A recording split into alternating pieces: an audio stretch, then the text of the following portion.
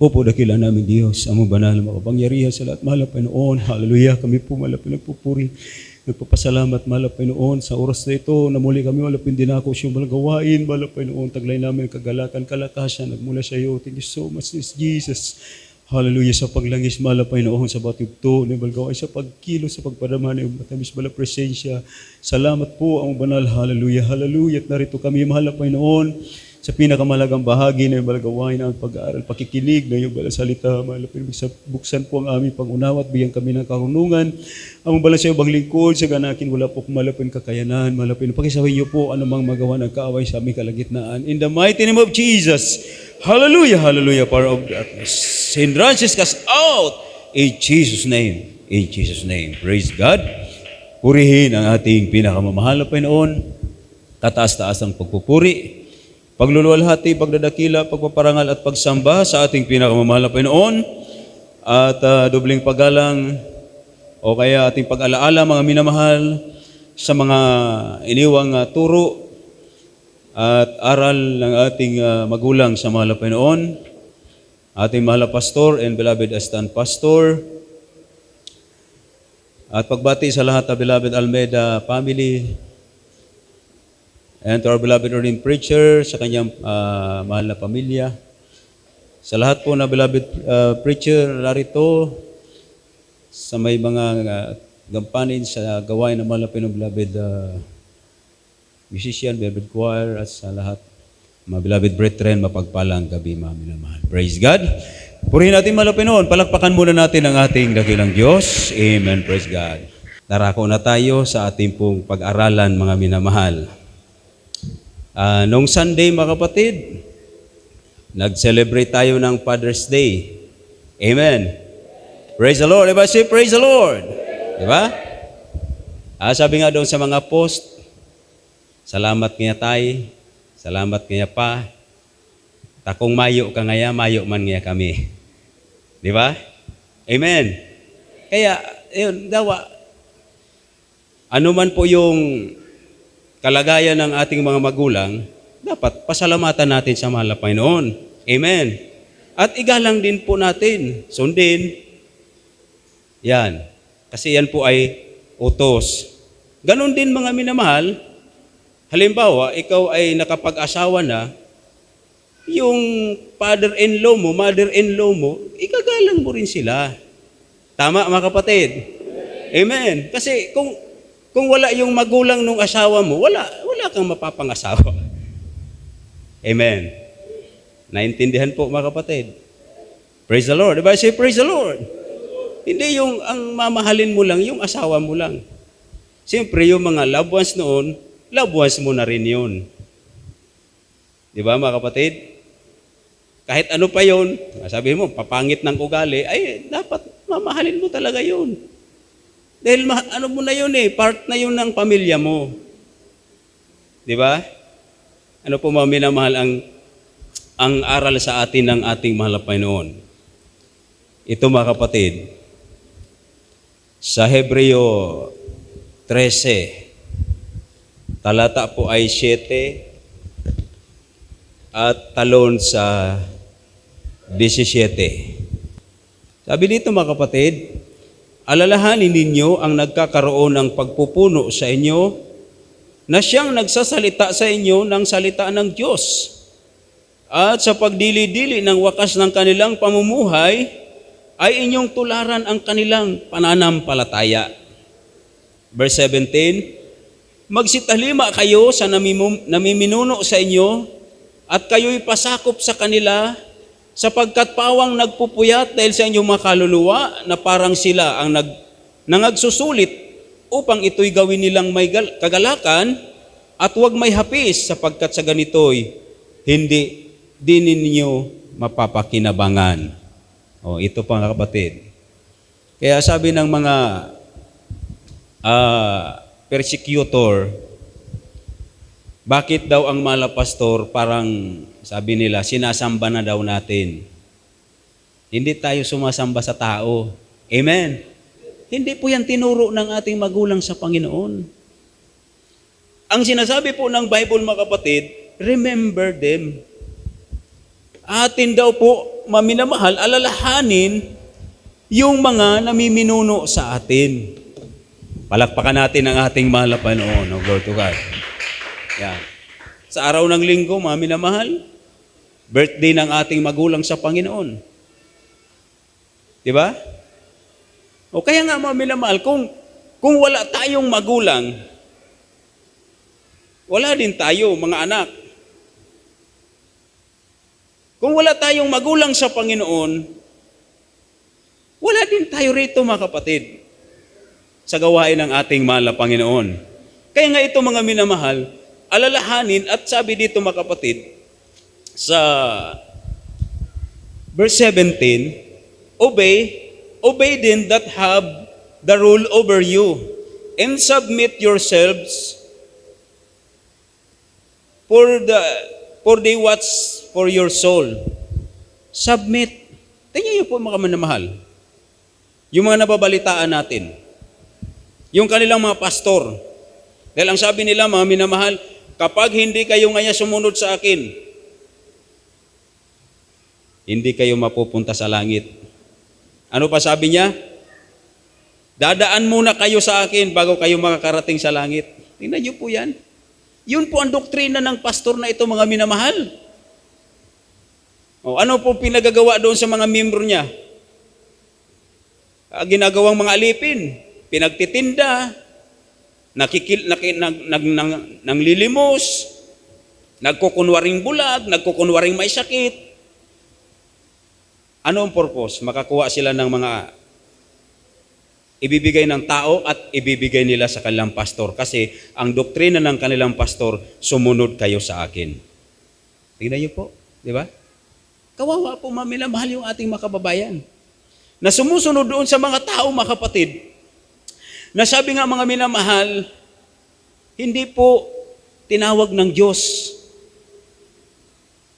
kundi sila po ay mga bulaang mga propeta, bulaang mga mangangaral, pero sinusunod sila ng mga tao.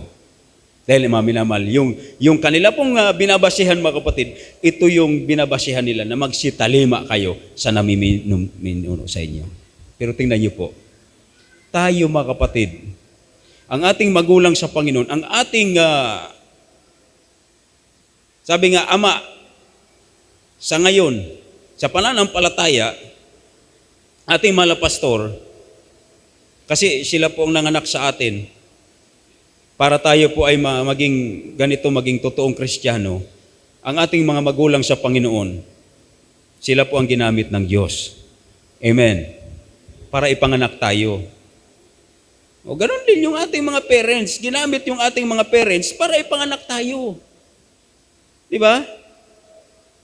Kung wala sila, mga minamahal, kahit sabihin natin, masama silang tao, mga parainom, lasinggero, pero sila po ang ginamit ng Panginoon para ipanganak tayo. At ngayon, nandito tayo sa harapan ng Diyos para pasalamatan ang ating pinakamamahal na Panginoon. Amen. Kaya ito, mga minamahal, yung sanlibutan na hindi nakakilala sa Panginoon, sabi nila, salamat sa aking mga magulang dahil ginamit sila ng Diyos. Kung wala sila, wala rin ako. Diba? Yung iba nagtagumpay na, mga minamahal, mataas na po yung naabot. Oh. Ano po kanilang pasasalamat? Sa kanilang mga magulang. Dahil mayroon silang magulang na ibinigay sa kanilang Panginoon. Tayo, mga minamahal, higit pa sa magulang sa laman ang ibinigay sa atin ng mahal na Panginoon. Kasi ito po, mga kapatid, hindi po pinag-usapan, mga minamahal, yung achievement. Hindi po pinag-usapan yung tagumpay sa mundo, kundi ang pinag-usapan po dito, mga kapatid, yung everlasting life, mga minamahal. Kaya sabi dito, mga kapatid, basahin natin ang Roma 13.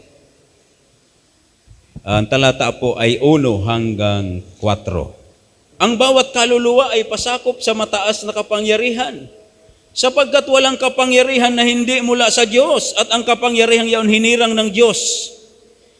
Kaya nga ang nagsumasalangsang sa kapangyarihan ay sa utos ng Diyos sumasalangsang. At ang mga nagsisasalangsang ay nagsitanggap ng kahatulan sa kanilang sarili. Sapagkat ang pinuno ay hindi kilabot sa gawang mabuti, kundi sa masama. At ibig mo bagang mawalan ng takot sa may kapangyarihan? Gawin mo ang mabuti, magkamit ka ng kapurihan sa Kanya.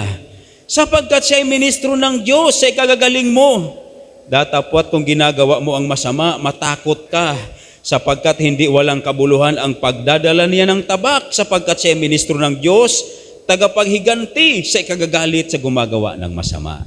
Yan, naintindihan ba natin, mga kapatid? No? Pasakop, let every soul be subject unto the higher powers. Ano po ang tinutukoy dito, mga minamahal? Yung spiritual, number 1. And siyempre, mga kapatid, yung sa literal government, tayo po'y nagpapasakop sa mga namumuno sa atin. Simula sa presidente hanggang sa barangay captain. Bakit, mga minamahal? Ito po ay utos ng Panginoon. Amen. Lalo na po, mga kapatid, dito po sa spiritual government na sabi, mga minamahal, sa talatang 2, kaya nga ang sumasalangsang sa kapangyarihan ay sa utos ng Diyos sumasalangsang. Diba? O, mula sa mga pastor, duman sa mga binigyan ng authority na mag-handle ng gawain. Kapag sumalangsang tayo doon, sumasalangsang tayo sa kapangyarihan. Sumasalangsang tayo sa utos ng Diyos. Amen. Dahil ito po, mga minamahal, ay nasa banal na kasulatan. Kaya sabi dito, mga kapatid,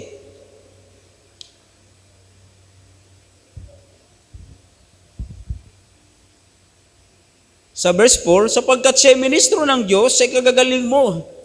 Datapat kung ginagawa mo ang masama, matakot ka. Praise God. Bakit tayo, mga minamahal, narito sa gawain?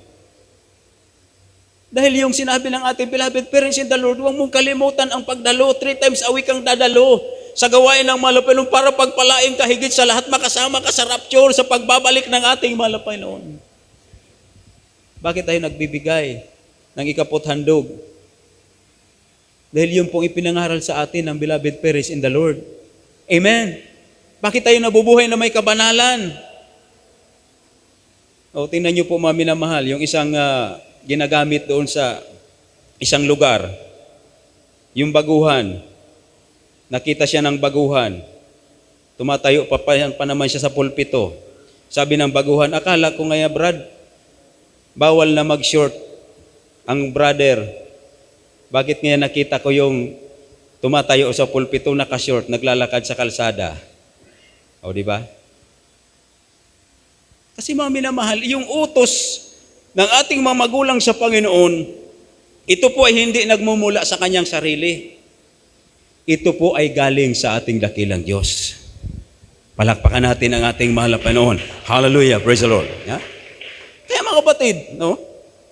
Sa katotohanan, mga minamahal, nung hindi pa po, mga kapatid, hindi pa pinapadalhan dito, mga minamahal, sa dako ng Kabikulan, diyan sa Tigaon.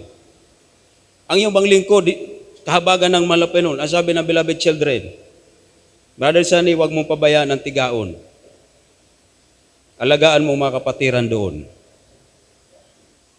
Yan ang bilin sa akin. Nung may dumating na, mga minamahal, na panibago, dumating na sa Kuya Louie, iniwanan ko na po yun. Sabi ko, Malapinoon, sila na ang pinagkatiwalaan mo, wala na sa akin yung power, yung authority. Ibinigay mo na sa kanila. Diba? Parang message yan eh. Yung message, pag pinatungan ng ibang message, iba na yung ano yan. Hindi ka nababase doon sa unang message. Tama, mga kapatid? Diba? Ganun po, mga minamahal. Kaya, yung message ngayon na panibago, sa buong Kabikulan, beloved, OPDIC size na ang overall. Oh, mahirap ba yun? Sabi ko, hindi mahirap yun kasi sabi ng Bible, kapag sumalangsang ka sa kapangyarihan, sumasalangsang ka sa utos ng Diyos. Palakpakan natin ang ating dakilang Diyos. Praise God, sapagkat we are one body of Christ. Meron lang tayong isang Diyos, meron tayong isang pastor, mayroon tayong isang pananampalataya.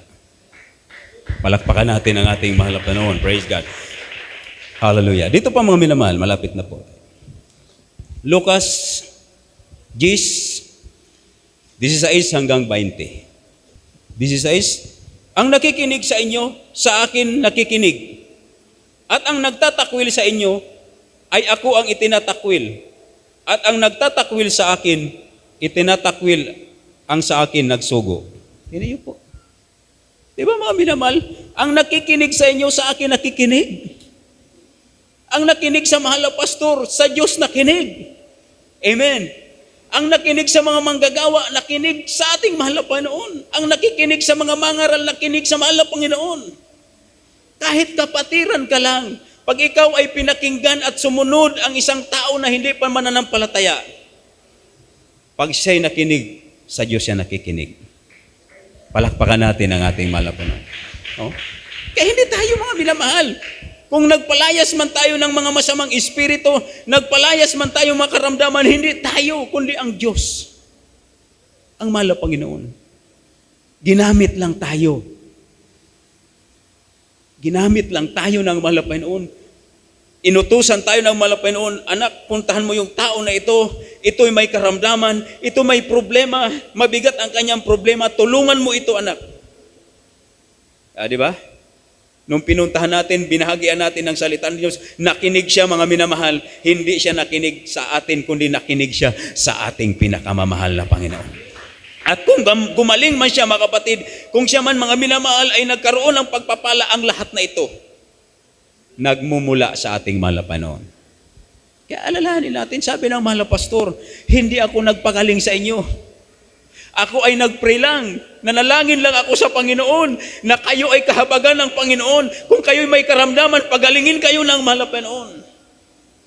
Di ba? Kaya sabi ng mahal na pastor, wala pa akong nagagawa. Wala pa. Dahil ang Diyos ang gumagawa sa atin, mga kapatid. Praise God. Ang Diyos. Oh, kahit ito mga minamahal, yung ginagawa natin ito, ang Diyos ang gumagawa sa atin. Oh, tingnan niyo po, yung mga namaril doon sa Tacloban na mga kabataan. Sino ang sumanib doon? Yung mga masamang espiritu. Sinapian sila ng masamang espiritu, inudyukan sila, barilin mo yan, pagpapatayin mo yan. Oh. Hindi po sila yun. Mga masamang espiritu, mga minamahal, ang umuudyok sa tao para gumawa ng masama. Ngunit ang ating malapay nangusap sa ating malapastor, kalabanin mo si Satanas. Bibigyan kita ng power, ang sabi dito mga minamahal, sa verse 17, nagsibalik ang 70 na may kagalakan, nagsasabi, Panginoon, pati ang mga demonyo nagsisuko sa amin sa iyong pangalan. At sinabi niya sa kanila, nakita ko si Satanas na nahulog na gaya ng lintik mula sa langit. Sa verse 19, narito, binigyan ko kayo ng kapamahalaan na inyong yurakan ang mga ahas at mga alakdan at sa ibabaw ng lahat ng kapangyarihan ng kaaway at sa anumang paraan, hindi kayo maaano. Diba? Sa anong gawain po yun? Nangyari dito sa Jesus Miracle Crusade. O ano sabi ng ibang mga pastor? Wala nang himala. Noon lang daw yung himala. Ang himala lang daw nung panahon ng mga apostol, panahon ng mahal na Panginoong Kristo, yun daw ang himala. Hindi nila naalala yung sinabi ng Bible sa Hebreo, Jesus the same yesterday, today, and forever. Diba? Hindi nang babago ang ating mahal na Panginoon. Kaya ito mga kapatid, ang sabi ng balakasulatan, behold, I give you power to tread the serpent, the scorpions, and over the power of the enemy, and nothing shall by any means hurt you. Wala, minamahal, magtagumpay. Tingnan niyo po, napakarami nating kapatiran. Ang iba po, minamahal, pinagbabaril. Yung iba, hino-hold up. Yung iba, minamahal, nais-kidnapin. Yung iba, nais-repin, mga minamahal. Pero ano po, ang sinisigaw lang, hallelujah, praise the Lord, in Jesus' name. Walang magtagumpay, mga kapatid. Amen. May na-aksidente, mga minamahal, wasak na wasak yung sasakyan, pero yung mga nakasakay ng mga Kristiyano, anak ng Diyos, walang anumang damage. Yung nadaanan ng tren, nasasakyan ng kapatiran, di niya akalain kung paano siya nakalabas. Pero totoo ang ating mahal na Panginoon. Amen. Praise God. Kaya mga kapatid, ang sabi po dito sa verse 20, gayon may huwag niyong ikagalak na ito, ang mga espiritu ay nagsisuko sa inyo, kundi inyong ikagalak na nasusulat ang inyong pangalan sa langit. Nasusulat. Kung nakapagpapalayas tayo ng mga masamang espiritu, nakapagpagaling tayo ng may mga sakit, ginamit tayo ng mahal na Panginoon, wag daw tayong magalak doon. Na nakita natin yung miracles, nakita natin yung kapangyarihan ng Diyos. Magalak tayo dahil nakasulat na po ang ating pangalan sa aklat ng buhay sa langit. Amen. O kaya mga kapatid, di ba? Walang lugi sa pagsunod. Igalang mo yung ama, yung ina. Tumalima ka sa iyong magulang sa Panginoon. Alalahanin mo yung namiminuno sa inyo. Sundin ninyo ang lahat na namiminuno sapagkat walang kapangyarihan na hindi mula sa Diyos. Amen. Oh. Naintindihan ba mga kapatid? Kaya ito po mga minamahal, sabi nga po ng ating ang mga beloved children, kapag tayo po mga minamahal ay nagdadala ng Word of God, nagahayo, ang ating suot-suot na sapatos ay sapatos ng ating mahal na pastor. Sabihin mga minamahal, meron tayong power. Kaya huwag tayong matakot. Basta tayo po'y nasa pagsunod, hindi ka dapat matakot. Dapat tayong matakot kung tayo po ay sumusuway na. Amen. Kung hindi na tayo sumusunod, yan, dapat na tayo matakot. Kaya sabi ng mga tao, mga minamahal, sabi niya, Pastor Almeida, anong gagawin mo doon? Magpapakabayani ka ba doon? Magpapasikat ka ba doon sa bundok ng Hulo-Sulo? Ano sabi ng ating mahal na pastor? Hindi ako natatakot sa kanila. Ang kinakatakutan ko kung hindi ko gawin ang kalooban ng Diyos. Amen. Palakpakan natin ang ating mahal na Panginoon. Praise God. Salamat sa ating dakilang Diyos, maminamahal. Kaya sabi po mga kapatid, ng huling talata, maminamahal, Deuteronomy 18, talata po ay 22. Pagka ang isang propeta ay nagsasalita sa pangalan ng Panginoon, kung ang bagay na sinasabi ay hindi sumunod na mangyari, ay hindi sinalita ng Panginoon. Ang bagay na yaon, ang propetang yaon ay nagsalita ng kahambugan, huwag mong katakutan siya. Yan. Kaya ito mga napapakinggan natin ng mga leader ng mga iba-ibang grupo, sila po ay nagsasalita ng kahambugan. Huwag nating katakutan sila. Pero yung ating magulang sa Panginoon, ang mga sinabi ng ating magulang sa Panginoon, ito po ay nangyari, ibig sabihin ang Diyos ang nagsalita sa Kanya. Palakpakan natin ang ating mahal na Panginoon. Di ba? Sabi ng ating mahal na pastor sa kanyang preaching, magkakaroon ng giyera sa Iraq, maminamahal, ng mga nakaraan pa. Ang sabi ng reliyon, hindi matutuloy ang giyera. Pero ano sabi ng Panginoon sa ating mahal na pastor? Matutuloy ang giyera, magtatagal pa.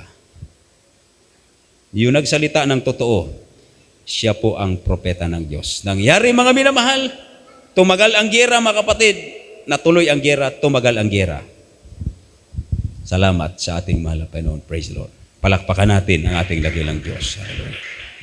Kaya ito mga minamahal, huwag nating kalimutan yung itinuro sa atin na mga pangangaral. Kaya nga sa ating mga pagbati, lagi nating inaalala. Pero minsan mga minamahal, hindi natin ginagawa. Hanggang sa pag-alaala lang. Isa lang, mga simple lang mga kapatid. Simpleng mga utos lang mga minamahal, napakahirap. Pero pag ang puso natin ay handang sumunod sa kalooban ng Diyos, kagabayan tayo ng Panginoon. Tandaan natin, mga minamahal, sinasamahan ng Diyos ang handang sumunod sa Kanya.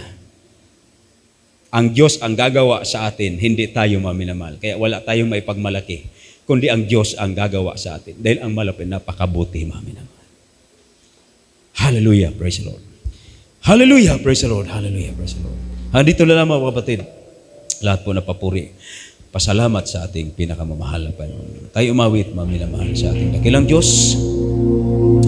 At habang tayo, mga minamahal, ay umaawit, mga kapatid, pasalamatan natin ang ating mahal na Panginoon. Kung gaano siya kabuti sa ating buhay, mga minamahal. Nung tayo po ay nasa kaguluhan, nung tayo po, mga kapatid, ay nasa kasalanan, nung tayo po ay nasa karamdaman, halos wala na tayong pag-asa, ang mahal na Panginoon dumating sa buhay natin, mga minamahal. Salamat sa mga ginamit ng ating mahal na Panginoon. Una sa ating magulang sa mahal na Panginoon, mga beloved preacher, mga beloved workers. Hallelujah. Maraming salamat. Thank you so much, Jesus. Hallelujah. Amazing love that welcomes me. The kindness of mercy. Hallelujah. That bought with blood, wholeheartedly, my soul has Praise God. you so Yes, Lord.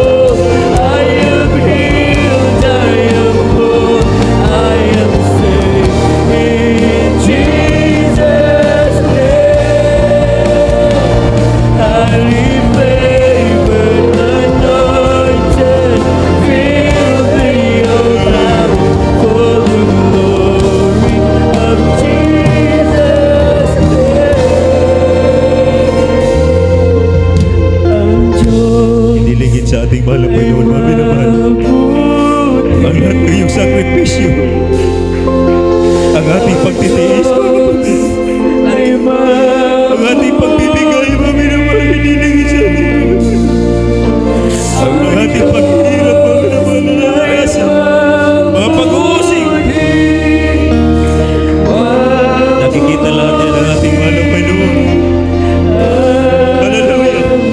Kasama natin ang Diyos, mga minamahal. Ang Diyos ay Salamat na makabuti mo, mahal na Panginoon. Hallelujah.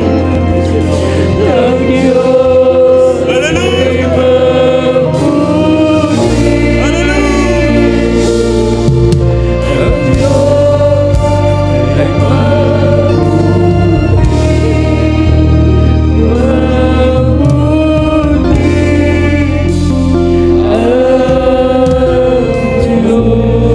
Napakalapit ang pagmamalik ng ating mahal na Panginoon.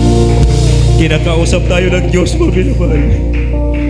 Gawin natin ang mga pinapagawa sa atin ng mahal na Panginoon. Sundin natin ang kalooban ng ating mahal na Panginoon. Ay ito, mga minamahal, nagkakalugod sa ating pinakamamahal na Panginoon. Napakaigi, mga minamahal, ang sumunod sa kalooban ng ating mahal na Panginoon. Hindi ka malulugi, mga minamahal. Hindi ka mawawalan, kundi lalo ka pagpapalain ng ating mahal na Panginoon. Hallelujah.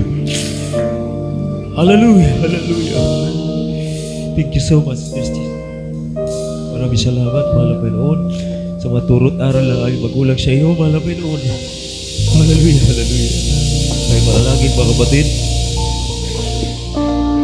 Opo na ang Diyos sa mabanal. Mahal na Panginoon, sa iyo nagmumula ang kalakasan. Sa iyo nagmumula, mahal na Panginoon, lahat. Karunungan, mahal na Panginoon. Maging ang pananampalataya sa iyo nang gagaling, mahal na Panginoon. Dagdagan niyo po ang aming pananampalataya na lalo kaming gumawa, mahal na Panginoon, sa iyo kalooban. Kahit may kahirapan, mahal na Panginoon, may pag-uusig, may pagsubok, tulungan mo kami, mahal na Panginoon. May magawa, mahal na Panginoon. Hallelujah. Kami umaasa sa iyo, mahal na Panginoon. Kabagan niyo po nga mga kapatid, may mga problema, may makaramdamang taglay. Iyo pong ipaalala, mahal na Panginoon, na ikaw ang Diyos na makapangyarihan. Sa iyo walang imposible. Hallelujah. Sa iyo nagmumula, mahal na Panginoon, kagalingan. Kalutasan ng mga problema, sa iyo nagmumula, mahal na Panginoon. Hallelujah. Amin dalangin, mahal na Panginoon, ay magulang sa iyo, mga beloved children, sa puno mga beloved Almeda family. Hallelujah. Patuloy mong gabayan, patnubayan. Lahat ng mga beloved, mga kapatid namin, mula Panginoon, mula sa hanggang sa pinakamatanda ng mga kapatiran. Patnubayan mo, O Diyos, hanggang sa nakilang pagbabalik. In the mighty name of Jesus. Hallelujah! Praise the Lord. Hallelujah. Kami sama-sama pinapalaya, sinasaway, lahat ng gawa ng kaaway, mga masamang espiritu, mga karamdaman, mga problema, mga pag-alinlangan, panghihina, mga panglulupaypay, mga panglalamig. Cast out, cast out, cast out. In Jesus' name, mga karamdaman, cancer, leukemia, TB, diabetes, ulcer, at karamdaman sa apno, sa atay, karamdaman sa bato, rheuma, arthritis, goiter, anxiety, depression, kaguluhan, cast out in Jesus' name. In Jesus' name. Mga bisyo, pagmumura, paglalasing, cast out in Jesus' name. Mga kalayawan, cast out in Jesus' name. Di mo carnality, di mo pride, cast out in Jesus' name. In Jesus' name. Hallelujah! Praise the Lord. Hallelujah! Praise the Lord. Hallelujah! Praise the Lord. Tayo po magpasalamat, mga minamahal, sa ating dakilang Diyos. Tayo tumalon 3 beses, sumigaw, hallelujah! Praise the Lord. Sabay-sabay tayo, mga kapatid. Hallelujah! Praise the Lord. Hallelujah! Praise the Lord. Hallelujah! Praise the Lord. Isa po malakas sa palakpak pa sa ating pinamamahal. Thank you so much, Jesus. I love you, Jesus. Amen. Praise the Lord. Lahat po napapuri at pasalamat sa ating dakilang Diyos.